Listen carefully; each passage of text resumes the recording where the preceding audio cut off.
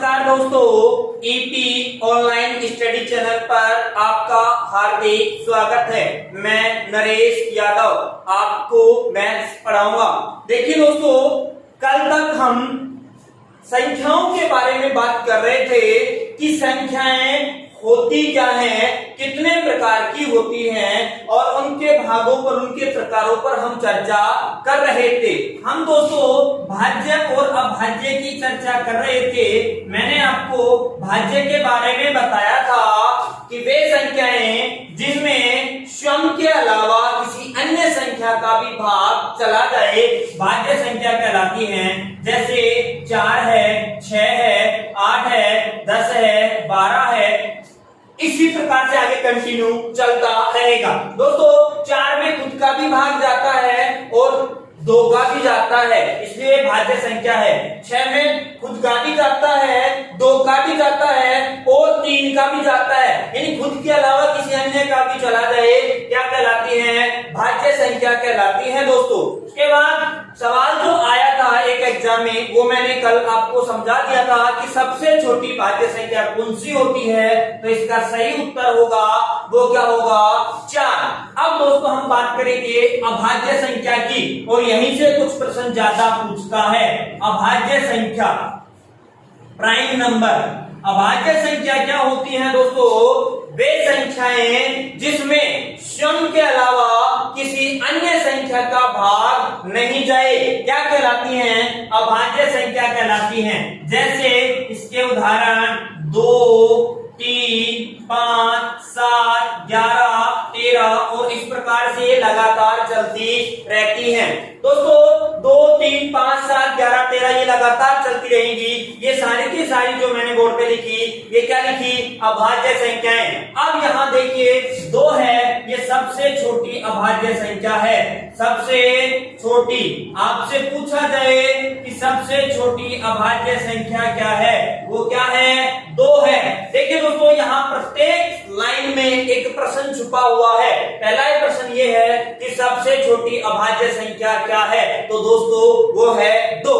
Number 2 सवाल ये है कि ऐसी सम संख्या जो अभाज्य है, तो 2 एक ऐसी सम संख्या है, ऐसी सम संख्या है जो अभाज्य है। इस 2 के अलावा जितनी भी सम संख्याएं हैं वो सारी की सारी दोस्तों भाज्य हैं। अगर 2 को हटा दिया जाए तो दूसरा प्रश्न ये भी बनता है कि ऐसी सम संख्या जो अभाज्य है, तो दोस्तों वो क्या है? 2। उसके बाद बात करें कि यहाँ एक सवाल ऐसा भी आ जाता है कि 1 से 100 तक, 1 से 100 तक कितनी अभाज्य संख्या है? कितनी अभाज्य संख्या है? तो प्यारे दोस्तों इसका जो उत्तर होगा वो होगा 25। अगर 100 से 200 पूछ ले तो वो होगा 21।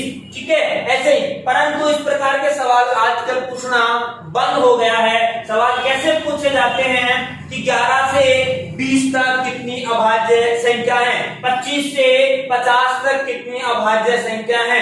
तो हम एक बार उन सभी अभाज्य संख्याओं के बारे में चर्चा करेंगे जो 1 से 100 तक होती हैं। 1 से 100 तक कुल अभाज्य संख्याएं कितनी है दोस्तों? 25। अब यही मैं एक सवाल और पूछता हूं आपसे। अभाज्य संख्याओं का पूछ लिया 1 से 100 तक। दूसरा सवाल मैंने लिखा कि 1 से 100 तक कितनी भाज्य संख्याएं हैं? कितनी भाज्य संख्या है? प्यारे दोस्तों यहाँ बहुत सारे स्टूडेंट 75 आंसर करके आएंगे। पहले ऑप्शन में 75 है, 75 ही करके आएंगे, जो गलत है। वो 75 कैसे करेंगे कि 100 तक 25 तो अभाज्य, बच गई 75 वो भाज्य, जबकि ये बात गलत है दोस्तों। 1 से 100 तक केवल 74 ही भाज्य संख्याएं हैं। तो ऐसी कौन सी संख्या है जो भाज्य नहीं है? तो प्यारे दोस्तों 1, 0 और 1। ध्यान रखना ये बात कि 0 और 1 न तो भाज्य है, न तो भाज्य है और न ही अभाज्य, नहीं अभाज्य, कोई सी भी नहीं है। ना तो भाज्य है और ना ही अभाज्य है दोस्तों, 0 और 1। ध्यान रखना इस बात का। अब आपसे पूछा जाए तो आप गलती नहीं करेंगे। 1 से 100 तक कितनी अभाज्य है? 25। 1 से 100 तक कितनी भाज्य है? 74। उसके बाद बात करें दोस्तों कि आपसे पूछा जाए कि 11 से 20 कितनी अभाज्य संख्याएं हैं, तो आप अगर गिनने बैठ गए तो कहीं ना कहीं कुछ गलती कर दोगे। उसके लिए एक नंबर होता है, वो नंबर आपको याद करना पड़ेगा। 10 अंकों का एक नंबर है, वो नंबर आपके सामने लिखा जा रहा है दोस्तों। नंबर है 44, 22, 32, 23, 21। ये एक 10 अंकों का नंबर है। इसको आप 2 बार मन से बोलोगे तो याद हो जाएगा। बोलिए 44, 22, 32, 23, 21। 44, 22, 32, 23, 21। ये बड़ा ही काम का नंबर है दोस्तों। एक अगर ये नंबर आपके याद नहीं होता है तो एक दूसरा नंबर और भी है, बाकी ये भी जरूरी है। दूसरा नंबर है 96, 64। ये भी एक नंबर है दोस्तों। इसको आप मोबाइल नंबर समझ के याद कर लेना और इसको आप लैंडलाइन नंबर समझ के याद कर लेना। 96, 64। तो दोस्तों इसका मतलब क्या है? ये जो नंबर मैंने आपको लिखा 44, 22, 32, 23, 21, इसका मतलब क्या होता है इसके बारे में मैं आपको बताऊंगा। इसका मतलब यह होता है कि 1 से 10 तक 4 अभाज्य संख्याएं हैं। 1 से 10 तक कितनी हैं? 4। 11 से 20 तक भी 4 अभाज्य संख्याएं हैं। 21 से 30 तक 2, 31 से 40 तक 2, 41 से 50 तक 3, 51 से 60 तक 2, 61 से 70 2, 71 से 80 3, 81 से 90 2 और 91 से 100 केवल एक ही होता है। दोस्तों ये सवाल 91 से 100 तक कितनी अभाज्य संख्याएं हैं, ये भी एग्जाम में पूछा गया था। रिसेंटली एग्जाम हुआ था, उसमें पूछा गया था कि 91 से 100 तक कितनी अभाज्य संख्याएं और कौन सी है, उसके बारे में आपको मैं बताऊंगा। तो इस नंबर के बारे में आपको समझ में आ गया कि ये नंबर है क्या? ये 44, 22, 32, 23, 21 ये नंबर है। 1 से 10 तक 4, 11 से 20 तक 4, 21 से 30 तक 2, 31 से 40 तक 2, 41 से 50 तक 3, 51 से 60 तक 2, 61 से 70 2, 71 से 80 3, 81 से 90 2 और 91 से 100 तक 1। इस वाला जो नंबर है इसका मतलब क्या होता है? इसका मतलब होता है 1 से 25 तक 9 होती है, 26 से 50 तक 6 होती है, 51 से 75 तक 6 और 76 से 100 तक कितनी होती है? 4। इसका मतलब ये होता है 96, 64 अर्थात 1 से 25 9, 26 से 50 6, 51 से 75 6, 76 से 100 कितनी होती है? 4। अब देखिए दोस्तों सवाल एक पूछा गया था नवोदय विद्यालय में, एक सवाल आया था और वो क्या था कि 11 से 20 तक कितनी रूट संख्याएं हैं। अभाज्य नहीं लिखा दोस्तों, रूट संख्याएं लिख दिया। अब रूट संख्याएं हैं, इसका नाम आते ही कंफ्यूज हो गए कि रूट संख्या तो हमें पढ़ाई नहीं गई, जबकि रूट संख्या और अभाज्य संख्या दोनों एक ही हैं। हिंदी में से दूसरा नाम रूट संख्या कहते हैं और इंग्लिश में से प्राइम नंबर बोलते हैं। ठीक है दोस्तों, आप देखिए 11 से 20 अगर आपको ये नंबर याद है तो 100% आप इसका आंसर सही लेके आओगे और कुछ ही सेकंड में इसका सही आंसर दे दोगे। आपको पता है 11 से 20 तक कितनी है? 4 है दोस्तों।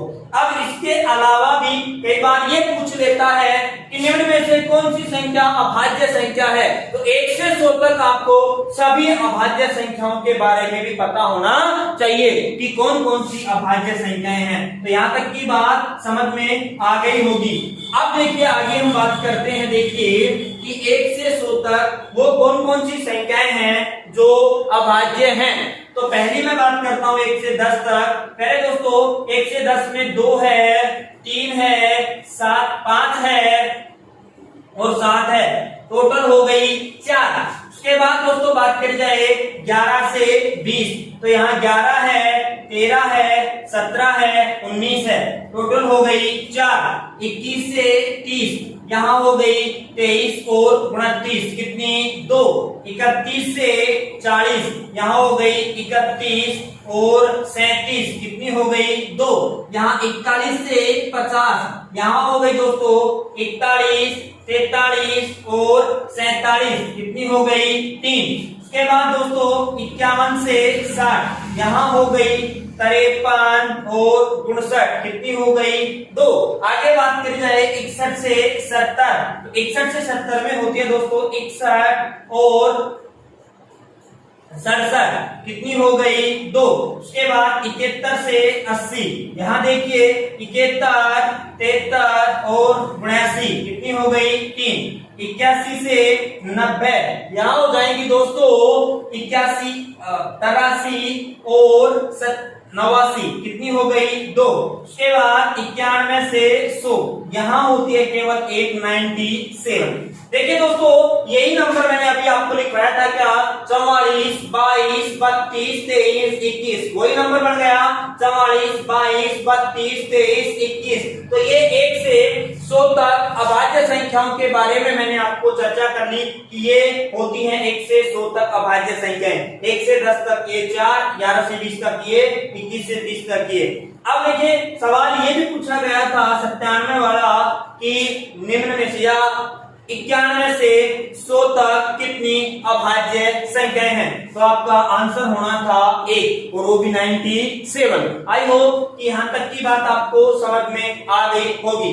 अगर कोई बात समझ में आपको नहीं आती है तो आप कमेंट के माध्यम से मेरे से पूछ सकते हैं, मैं आपको 100% संतुष्ट करूंगा। देखिए मेरा उद्देश्य आपको गुमराह करना नहीं है, आपको प्रतियोगी परीक्षाओं में सफलता दिलवाना है। बहुत सारे YouTube चैनल, बहुत सारे आजकल Facebook पे, YouTube पे मैथ्स बहुत सारे लोग पढ़ा रहे हैं, लेकिन उनको पूर्ण ज्ञान खुद को भी नहीं है, तो वो क्या दे पाए, अधूरा ज्ञान लेके बहुत सारे लोग मार्केट में घूम रहे हैं। तो आपको सफलता हासिल करनी है। सरल सवाल भी पूछे जाते हैं परीक्षा में और कठिन भी। बहुत सारे लोग क्या कहेंगे कि इतना आसान सवाल परीक्षा में नहीं आता, लेकिन आप पिछले पेपर उठा के देखिए कि बहुत आसान सवाल भी परीक्षा में पूछे जाते हैं और बहुत कठिन सवाल भी परीक्षा में पूछे जाते हैं। अब देखिए दोस्तों हम आगे बात करते हैं। एक हमारे पास नाम आता है सह अभाज्य संख्या, को प्राइम नंबर, सह अभाज्य। इसका मतलब क्या होता है कि ऐसी संख्याओं का जोड़ा जिसमें समान पाड़े का यानी समान संख्या का भाग नहीं जाता वो सह अभाज्य कहलाती हैं। जैसे 2, 3 ये सह अभाज्य हैं। 4 और 5 ये भी सह अभाज्य है। अब यहाँ सहभाज्य केवल ये नहीं, अब सहभाज्य की बात कर रहा है, तो इन दोनों में किसी समान पाड़े का भाग जा रहा है क्या, नहीं जा रहा, तो ये भी सह अभाज्य है। तो सह अभाज्य का मतलब होता है जिसमें समान पाड़े का भाग नहीं जाए, और सहभाज्य का मतलब होता है दोस्तों, एक होता है सहभाज्य और सहभाज्य का मतलब होता है कि जिनमें समान पाड़े का, वैसे 4 है, 6 है, 8 है, ये सहभाज्य संख्याएं हैं। जैसे 5 है, 10 है, 15 है, ये भी क्या है, सहभाज्य संख्या है। सहभाज्य का मतलब समान पाड़े का भाग चला जाए और सहअभाज्य का मतलब समान पाड़े का भाग नहीं जाए। तो ये था दोस्तों सम संख्या अभाज्य संख्या और भाज्य संख्या के बारे में। अब बात करें सम संख्या और विषम संख्या। जैसा कि मैंने आपको कल भी बताया था, सम संख्या वे संख्याएं जिसमें 2 का पूरा भाग चला जाए सम संख्या, और जिसमें 2 का पूरा भाग नहीं जाए वो क्या कहलाती है, विषम संख्या। अब बात आती है, सवाल जो आते हैं, मैंने आपको बताया कि सबसे छोटी संख्या, सबसे छोटी अभाज्य संख्या वो क्या है, सबसे छोटी अभाज्य संख्या प्यारे दोस्तों वो है 2। अब बात करें सबसे छोटी भाज्य संख्या की बात कर रहा हूं, तो ये हो जाएगी 4। बात करें 2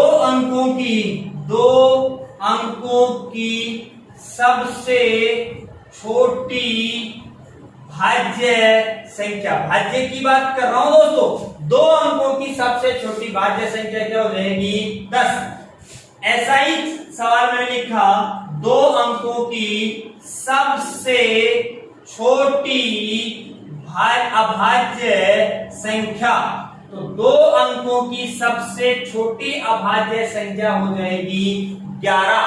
मैं बात करूं दो अंकों की सबसे बड़ी अभाज्य संख्या, सबसे बड़ी अभाज्य संख्या प्यारे दोस्तों वो हो जाएगी 97। दो अंकों की सबसे बड़ी अभाज्य संख्या 97, दो अंकों की सबसे छोटी अभाज्य संख्या 11। अब बात करूं तीन अंकों की सबसे छोटी अभाज्य संख्या। तो प्यारे दोस्तों वो होगी 101, 101।